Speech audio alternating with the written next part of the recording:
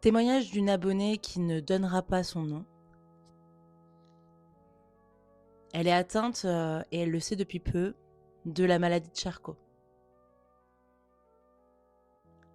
Ça fait pas si longtemps que ça, moins d'1 an. Mais ses muscles se sont affaiblis, elle a perdu l'usage de son bras et parle à peine. Avant, cet abonné, c'était un grand bricoleur, un homme hyper actif.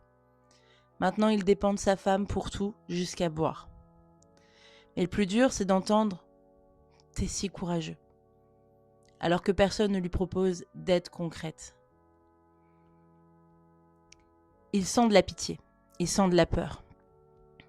Il sent aussi un peu de jugement, parce qu'au début, on a mis du temps à diagnostiquer sa maladie. Parce qu'on a mis du temps à ne pas minimiser ce qu'il ressentait, à ne pas mettre ça sur le compte de son travail très prenant.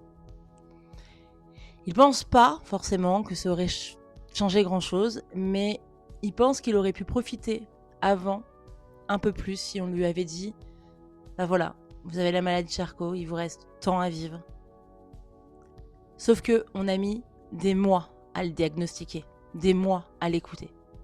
Et même si sa femme le soutient aujourd'hui, elle a pendant très longtemps minimisé ce qu'il ressentait. Aujourd'hui, il veut dire que si vous ressentez quelque chose d'anormal, comme ça, d'un coup, dans votre quotidien, faut vraiment pas hésiter à aller voir un médecin. Ne pas remettre au lendemain, alors que c'est pas normal. On sait tous et on le sait très bien, on s'écoute pas.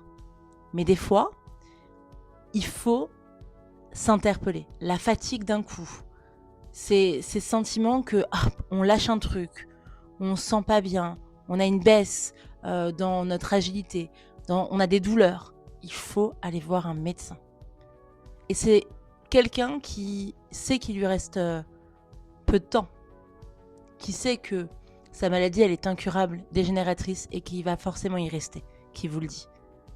Donc voilà, je connais ton prénom, je sais quel âge tu as, et franchement, je te trouve tellement courageux. Merci beaucoup d'avoir témoigné.